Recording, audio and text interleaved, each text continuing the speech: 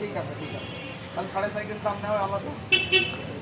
ওই বেশ এখন ছাড়া ফেলাচ্ছিলাম বুঝছো জাফর ভাই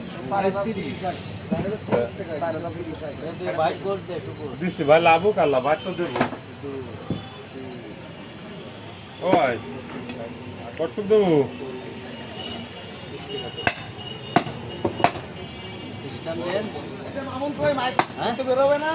না আজকের মাইকিং করতে না না হলে না পুরোনো করবা একবার